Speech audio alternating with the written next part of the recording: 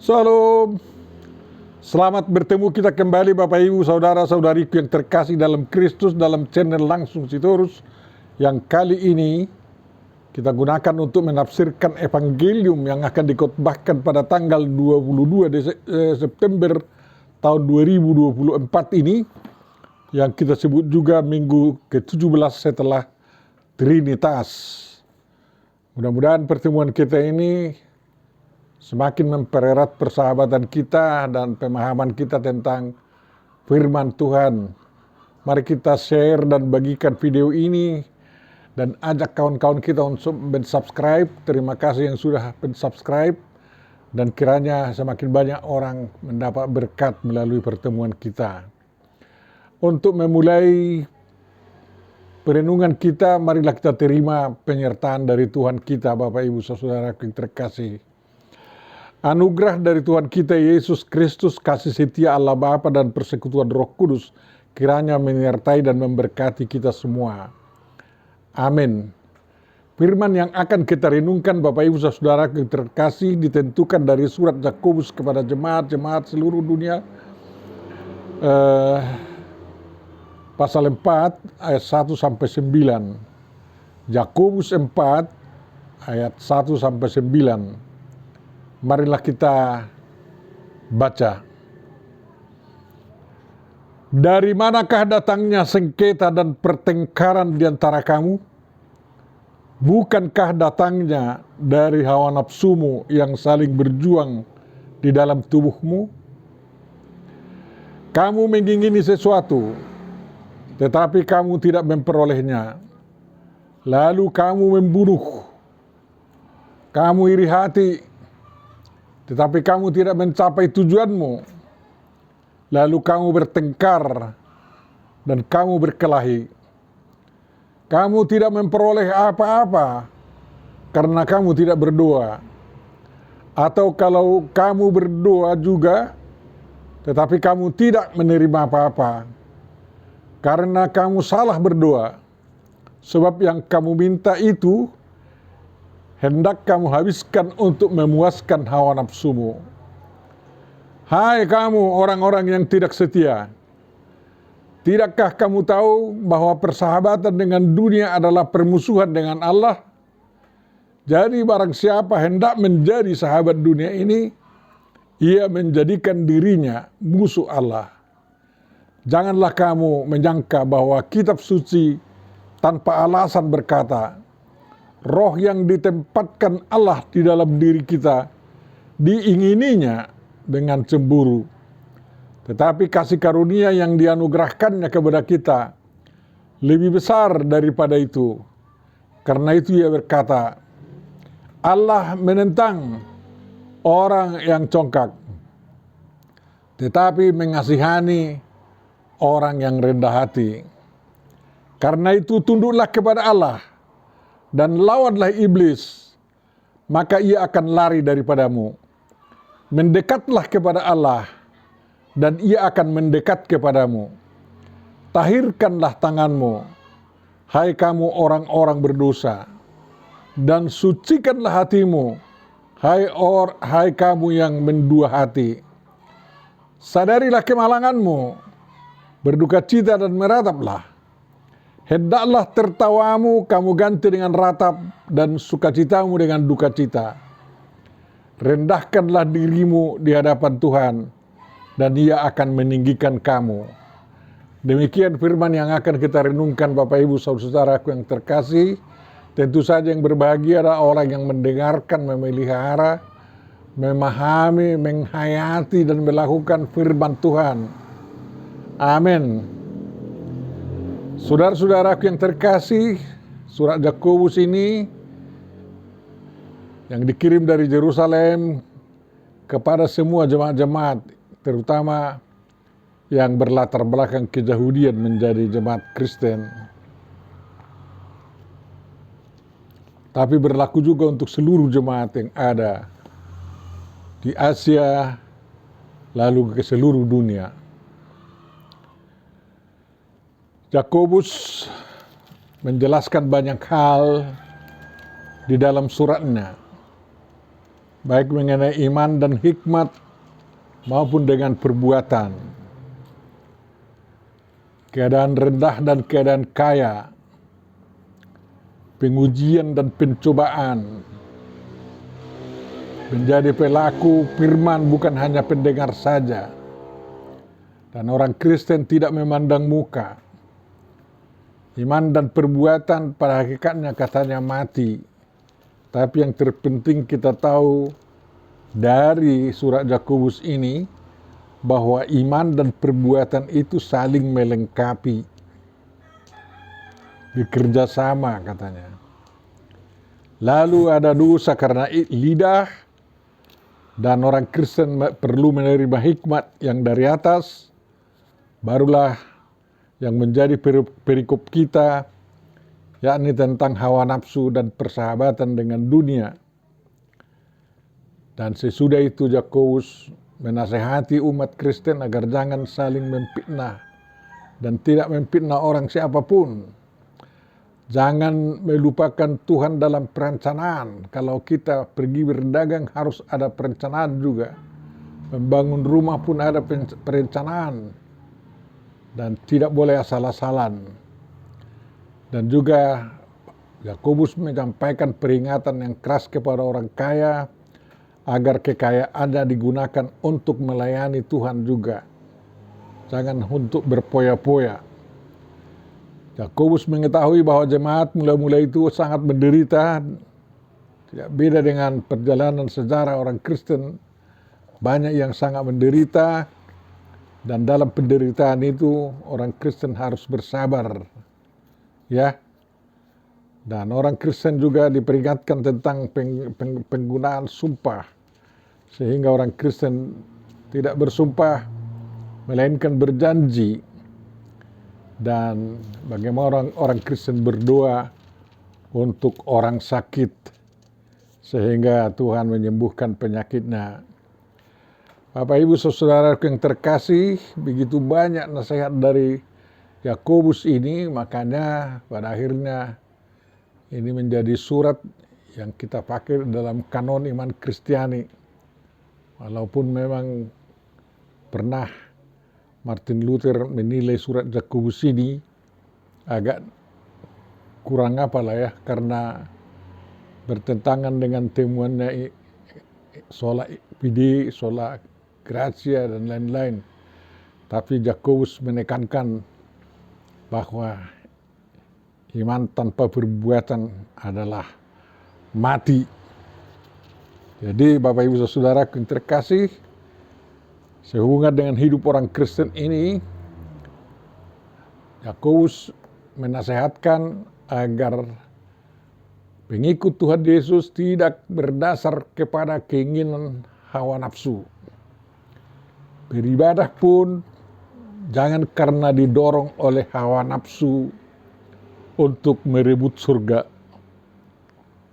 Ya.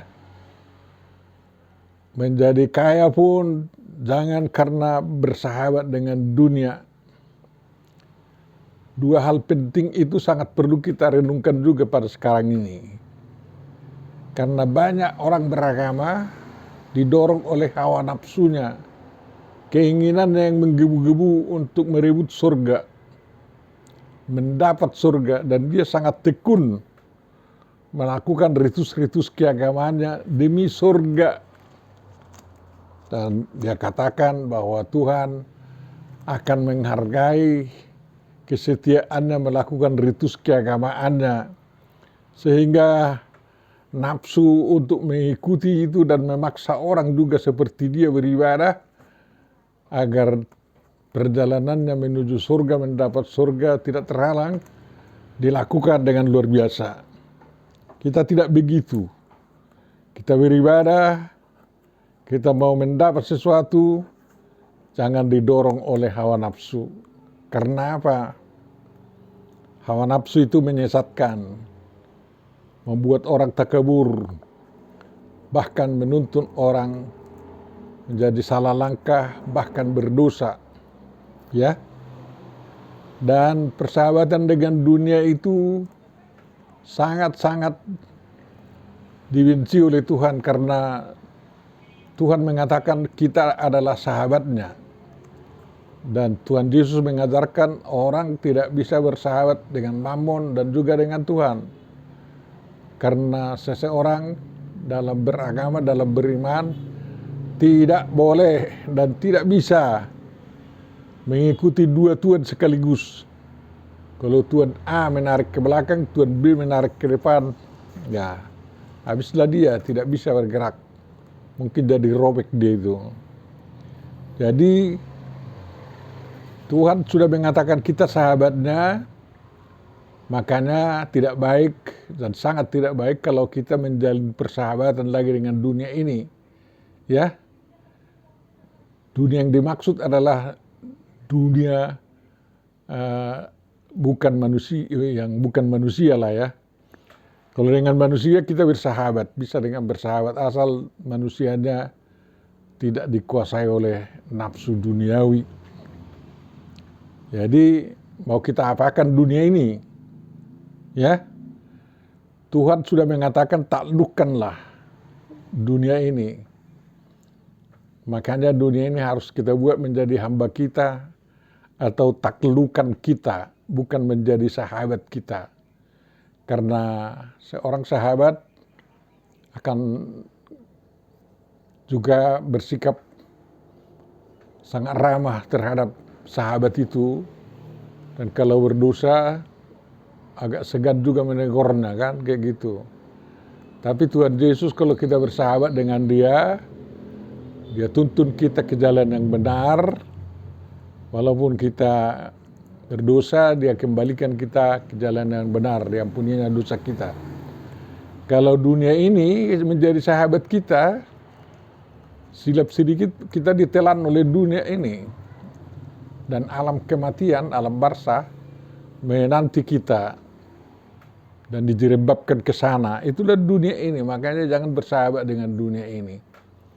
Bisa saja orang bisa menguasai banyak dunia ini, ya, tapi jangan dibikin sahabatnya. Dunia ini entah apapun itu, entah ilmu, entah harta, entah wibawa, entah kejabatan, entah manapun itu, yang dari bagian dunia ini, harus kita buat itu menjadi hamba kita atau taklukan kita, dan kita menjadi komandannya atau yang mengendalikannya. Sehingga kita tidak menjadi budak dunia ini dan nafsu kita bisa tetap mengabdi kepada Tuhan. Nafsu itu memang adalah pemberian Tuhan. Ya, banyak kali nafsu yang ada dalam diri kita. Ya, hawa nafsu. Ada nafsu makan, nafsu belajar, ya nafsu seksual, nafsu ingin kaya, semuanya itu banyak sekali nafsu keinginan kita. Seperti banyaknya napas yang kita hirup, demikianlah banyaknya nafsu kita yang dianugerahkan Tuhan. Tetapi tanggung jawab kita adalah tidak dirajai oleh nafsu-nafsu itu satupun. Tidak boleh nafsu kita dirajai oleh salah satu nafsu selain nafsu mengabdi sesungguhnya kepada Tuhan, ya. Di dalam tubuh kita memang ada hawa nafsu yang positif dan hawa nafsu yang negatif, ya. Selalu ada bisa berpikir positif, bisa berpikir negatif. Itu sering terjadi, nampak kalau kita berhadapan dengan dunia ini dan harus mengadakan pilihan mana yang harus kita ikuti. Tentu saja yang kita ingini adalah nafsu positif. Positif artinya baik kepada manusia dan juga baik kepada Tuhan.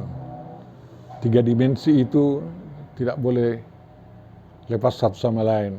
Baik kepada diri kita, baik kepada sesama kita, baik kepada dunia ini, dan juga baik kepada Tuhan. Itulah yang benar, ya. Karena diri kita diikat oleh cinta kasih kepada Tuhan dan cinta kasih kepada sesama, dan cinta kasih kepada dunia ini menjadi alat kita dalam melakukan cinta kasih kepada Tuhan dan kepada sesama itu. Ya, kalau memang nafsu jahat kita tidak bisa terkendali dan kita gagal memperoleh apa yang kita inginkan, ya bisa saja kita bernafsu jahat, merencanakan pembunuhan, ya. Ada yang membunuh mental, ya, membunuh karakter, membunuh fisik dan lain-lain. Bermacam-macam itu jenis pembunuhan yang kita kenal semacam ini selama ini, sekarang ini. Karena ada membunuh ekonomi juga, ya. Itu semuanya tidak bagus. Praktek apapun membunuh, hanya membunuh ayam yang hendak dimakan dengan penuh syukur kepada Tuhan, itu aja pembunuhan yang bisa dilakukan. Kalau membunuh ekonomi orang, membunuh karakter orang, membunuh mentalitas orang, membunuh tubuh orang, sama sekali dilarang. Jangan membunuh, kata Tuhan, dalam arti yang seluas-luasnya. Cemburu dan iri hati memang itu diberikan Tuhan kepada kita, ya, tapi itu harus kita salurkan, ya, untuk mengejar apa yang sebenarnya dalam diri kita, bukan untuk mengecewakan kita kalau tidak tercapai tujuan kita, ya. Jadi cemburu tidak bisa menjadi alasan kita gunakan untuk bertengkar dengan kawan-kawan, dengan sesama manusia, apalagi sampai berkelahi. Kalau Tuhan cemburu, ya pasti dituntut kesetiaan dari kita. Tetapi nafsu cemburu kita atau sifat cemburu kita tidak seperti cemburu Tuhan. Karena cemburu Tuhan adalah untuk menghidupkan diri kita agar jangan sesat, ya. Tapi kalau cemburu kita bisa menuntun kita ke jalan yang salah. Ya, kalau sudah sempat bertengkar dan berkelahi dan sulit berdamai, itu jadi salah. Jadi kalau tanda-tandanya kita tidak bisa menggunakan iri hati kita itu menjadi yang baik, itu ditunjukkan dengan sikap kita yang tidak mau saling berdamai dan tidak mau saling mengampuni dan tidak mau kalah. Ya, jadi sebenarnya itu harus kita ubah, ya. Kita ingin memiliki dunia ini, bagus itu. Tapi harus dari jalan yang benar dan tidak diperhamba oleh dunia ini. Kita yang memperhamba dunia dan menaklukkannya, ya. Demi mendapat dunia ini kita berdoa, tapi seringkali gagal. Saya alami itu sering. Karena apa? Saya salah berdoa. Bayangkan saya doakan, kalau bolehlah Tuhan, gerejaku punya ini, pakailah hambamu ini untuk membangun ini. Saya bilang, padahal itu hanya nafsu untuk agar diriku terkenal, kan kayak gitu. Dan Tuhan tidak mengabulkan, jelas pasti. Tinggi hati kau nanti, katanya. Jadi salah berdoa. Apalagi cara untuk mendapatkannya itu tidak ada modal saya, ya. Jadi apa yang kita minta dari Tuhan harus bergerak dari modal yang kita miliki, basis kita, dan apa kehendak Tuhan untuk bisa berkembang. Ya itulah yang harus kita doakan agar Tuhan menguatkan kita, ya. Agar dua kita tidak menjadi dua yang salah. Tuhan Yesus telah mengajar kita untuk berdoa terutama dengan doa Bapa kami. Karena di sana Tuhan mengajar kita lebih dulu, ya, mendatangkan kerajaan Allah, datanglah kerajaanmu, ya. Menguduskan Tuhan, menguduskan nama Tuhan, mendatangkan kerajaannya, dan meminta agar duluan terjadi apa kehendak Tuhan dalam diri kita, dalam lingkungan kita, ya. Lalulah kita minta. Itu pun permintaan kita sesuai dengan kehendak Tuhan. Karena apa? Tuhan telah mengajar kita bahwa sebelum kita meminta pun sebenarnya Tuhan telah sediakan. Yang perlu dalam doa kita adalah sekaligus tekad untuk menyediakan apa yang diberikan Tuhan. Menyediakan tempat untuk apa yang diberikan oleh Tuhan. Sehingga doa kita itu benar-benar doa yang benar. Doa yang mujur, ya. Bukan untuk memuaskan hawa nafsu kita. Jadi doa itu memang bagian dari ibadah kita. Hati-hati. Doamu dalam ibadah, ya, jangan menjadi alatmu anggar jago kepada Tuhan. Kau harus berikan ini sama saya, bukan begitu, ya. Harus kehendak Tuhan yang kita minta. Kalau kita pun meminta hujan kepada Tuhan, Ya, harus kehendak Tuhan yang kita minta. Tuhan, kehendak-Mu bahwa di bumi ini harus turun hujan. Jangan lagi musim kering berkepanjangan. Kasih karunia-Mu itu. Makanya Tuhan menurunkannya. Dan itu sudah kita alami kan. Tuhan mengabulkannya. Demikian juga penyakit itu. Kalau kita mendoakan orang yang sakit seperti diterangkan oleh Yakobus di bagian akhir suratnya ini, harus kehendak Tuhan yang cari dulu. Tuhan, memang kalau kuasa-Mu Kau jalankan, penyakit orang ini akan sembuh. Tapi bukan kehendak kami. Kami hanya dapat memohon agar Kau sembuhkanlah dia. Dan kalau minyak ini kami oleskan, berkati itu menjadi alat untuk menyembuhkannya. Kan kayak gitu. Jadi bukan hawa nafsu kita yang kita lampiaskan terpenuhi dengan pengabulan doa kita. Ya. Jadi memang kalau kita menjadi sahabat dunia ini, pasti Tuhan lah cemburu kan. Pasti marah. Kau sahabatku, kau bersahabat lagi dengan yang lain. Tidak ada bedanya. Kau sudah pacarku, kau berpacaran lagi dengan yang lain katanya ya. Kau sudah suamiku, kau ambil lagi perempuan lain katanya. Jadi marahlah memang kalau tidak setia ya. Kita diajar mono ya. Bukan hanya percaya monoteis, mono istri, mono keinginan, jangan bercabang-cabang, kan kayak gitu. Mono keyakinan, ya. Dan betul-betul kita hidup di sana, ya. Jadi kalau bersahabat dengan dunia pasti marahlah Tuhan, dan Tuhan itu menjadi musuh kita. Karena Tuhan sudah mengarahkan kita bagaimana kita bersikap terhadap dunia ini, ya. Dunia ini harus kita taklukkan dan kita jadikan menjadi hamba Tuhan, menjadi alat kita untuk memuliakan Tuhan, kan kayak gitu. Dan agar kehendak Tuhan terjadi di dunia ini. Jadi bisa kamu berada di dunia ini, ya, tapi bikin dirimu menjadi sahabat Allah dengan tidak mau diperbudak oleh dunia ini, ya. Tuhan mengatakan bahwa Dia cemburu, ya. Dia memberikan roh ke dalam diri kita dengan keyakinan cemburu bahwa rohnya itu, roh yang dianugerahkan kepada kita itu harus menjadi sahabat Tuhan, menjadi teman roh Tuhan berbicara. Karena Tuhan kita itu ada roh, makanya kita berbicara dengan Tuhan dalam roh. Jadi kalau roh kita itu sudah menyeleweng, bagaimana mungkin kita gunakan lagi untuk berbicara atau bercakap-cakap dengan Tuhan. Jadi harus kita pelihara roh kita, roh yang benar-benar suci di hadapan Tuhan. Dan itulah tandanya bahwa tubuh kita menjadi bait suci Roh Kudus, Bapak Ibu Saudara yang terkasih. Itulah kasih karunia Tuhan yang dianugerahkan kepada kita, ya. Bahwa Dia mengasihi kita, Dia menantang kita kalau memang kita congkak, karena lebih beruntung rendah hati daripada congkak, kan. Mengapa kita lebih beruntung di dunia ini kalau kita rendah hati daripada congkak hati? Karena kalau kita congkak, manusia banyak musuh kita, ya. Bukan hanya Tuhan musuh kita, manusia menjadi musuh-musuh kita, kan. Lebih baiknya 0 musuh daripada berbanyak musuh, ya. Jadi satu musuh itu sudah sangat besar itu daripada 1000 sahabat, kan kayak gitu.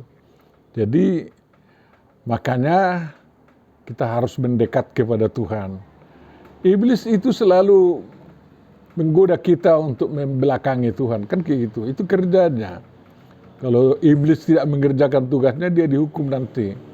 Tapi yang perlu kita perhatikan agar kita tidak menjadi korban kerja iblis itu, kan kayak gitu. Jadi kalau iblis mau menggoda kita agar sesat, agar salah, agar apa semua berdosa, itu kerja iblis. Ya, jangan bilang iblis jangan kerjakan kerjamu itu, nggak bisa. Dia itu tugasku katanya. Yang perlu kita jaga adalah agar kita tidak menjadi korban pekerjaan iblis tersebut, ya. Dan mudah saja melawan iblis itu hanya dengan kuasa Tuhan. Seperti dikatakan Martin Luther kepada iblis yang selalu mengganggunya. Iblis, keluar kau dari kamarku, katanya. Iblis lari semua ya. Nah, demikian juga kalau kita si Wilson bilang sama si iblis itu, sama iblis itu, iblis keluar kalau dari otakku, dari diriku. Keluar, pasti mau keluar itu. Jadi benar yang dikatakan oleh Yakobus, kalau kita lawan iblis itu ya, pasti dia lari dari kita. Dan kalau memang masih kurang jauh dari iblis itu, kita dekatkan diri kepada Tuhan ya. Tuhan mau dekat dengan kita ya. Tuhan itu kan tidak jauh, hanya sejauh dua kan. Sedekat apa? Kita tidak Tuhan kita itu jauh, tidak berjarak, tapi Tuhan kita itu dekat, memang sangat tidak tergenggam. Itulah Tuhan ya. Makanya kalau kita dekatkan kepada Tuhan, Tuhan sudah berjanji mau mendekatkan diri kepada kita. Maka jangan takut ya untuk mendekatkan diri kepada Tuhan. Agar kita bisa mendekatkan diri kepada Tuhan, tentu saja kita harus tahir, jangan kotor. Ya siapapun tidak mau mendekati orang yang kotor. Jadi makanya tahirkanlah. Untuk yang mendua hati untuk apa itu ya? Kalau seorang bercinta pun, dua orang saling bercinta, kalau sudah satu mendua hati ya, ada orang ketiga yang mengganggu mereka, ya harus dibuang orang ketiganya. Harus kembali kepada mono, yaitu satu mencintai satu, kan kayak gitu. Jadi kalau kita menyadari dosa-dosa kita, pastilah kita menangis. Ya saya sendiri sering berdoa dengan mengeluarkan air mata. Kalau saya merenungkan banyaknya dosa saya kepada Tuhan. Dosa yang paling besar dosaku adalah banyaknya kegagalan yang tidak selesai saya kerjakan tugas saya di hadapan Tuhan. Mudah-mudahan Tuhanlah yang mengampuni saya, karena semua tugas yang diembankan sama saya tidak bisa saya kerjakan semua dengan tuntas. Sudah 70 tahun umurku, tanggal 24 Oktober ini, kan kayak gitu. Dan sungguh sangat malang lah, saya tidak bisa membantu sebanyak mungkin orang, ya bahkan satu orang dua orang saya bantu, tetapi juga yang dibantu pun tidak bangkit-bangkit. Itu mungkin karena dosa saya, malang itu bagi saya. Kemalangan itu, mengapa yang saya bantu tidak menjadi bangkit ekonominya misalnya, tidak menjadi orang yang lebih baik. Saya meratap kepada Tuhan tentang hal tersebut, ya. Dan saya tidak bisa tersenyum dan tidak bisa tertawa, tetapi merataplah. Saya tidak bisa bersuka cita, tapi berduka cita. Dan selalu saya katakan, mengapa Tuhan tidak berguna yang saya lakukan? Padahal itu saya anggap sebagai suatu kebaikan terhadap orang lain. Ya Tuhan menjawab, ya enggak urusanmu itu, katanya. Sehingga itulah yang menjadi penghiburan hati saya misalnya. Ya, saya sering dituduh orang sebagai orang yang congkak, yang tinggi hati, ya, karena pembawaan lahir mungkin sudah tampangnya tinggi hati. Tetapi tampang kita yang tinggi hati ini harus kita gantikan dengan kerendahan hati, dengan kata-kata yang lemah lembut. Itu perjuangan bagi kita seperti kita ini yang muka kriminal misalnya ya. Jadi kalau orang yang sudah muka lembut, ya jangan dipakai untuk menipu orang, kan kayak gitu. Kita yang wajah kriminal, ya bisa saja terus baru lihat pertama kita dibenci, dibilang congkak apa semua. Tapi untuk bisa membuktikan kita seorang yang lembut, rendah hati, marilah kita tunjukkan senyum kita dan juga kata-kata kita yang penuh hormat dan penuh kelembutan terhadap kawan kita. Dan kalau orang sudah menyadarinya, pasti kita mendapat tempat yang tinggi dalam hatinya. Sekali kita memenangkan hati orang sebagai kita orang yang rendah hati, dia akan selamanya mengingat dan mengatakan kita adalah rendah hati. Apalagi kalau Tuhan mendapati kita rendah hati, Tuhan pasti akan melihat kita sebagai orang yang rendah hati. Tuhan memberkati kita semua. Kiranya hawa nafsu kita berbuat alat juga untuk memuliakan Tuhan dan bukan untuk kepentingan pribadi kita. Persahabatan kita bersahabatlah dengan Tuhan, dan dunia kita jadikan sebagai hamba kita, taklukan kita, dan kita gunakan dunia ini untuk turut memuliakan Tuhan. Bapak Ibu Saudaraku yang terkasih, mari mendekat kepada Tuhan. Makin dekat kepada Tuhan, memang makin enak kehidupan kita ini. Walaupun kadang-kadang panasnya bukan main bersama Tuhan, tapi pada kebanyakan waktu kita disegarkan oleh kehangatan bersama Tuhan. Tuhan memberkati kita. Amin. Tuhan Bapa Surgawi, terima kasih atas renungan yang sampai kepada kami ini. Mudah-mudahan itu dapat kami pahami dan kami gunakan untuk membangun kehidupan kekristenan, keimanan kami kepada Kau ya Tuhan dalam Yesus Kristus. Saudara-saudara kami yang sakit, sembuhkanlah mereka semua. Saudara-saudara kami yang punya kekayaan, ketuk hati mereka untuk mengabdi kepadamu dan menggunakan kekayaannya sebagai hamba yang memuliakan namamu. Terima kasih Bapa, ampuni dosa kami, dan sempurnakanlah doa kami ini, dan kabulkanlah itu dalam Yesus Kristus Tuhan dan Juru Selamat kami. Amin.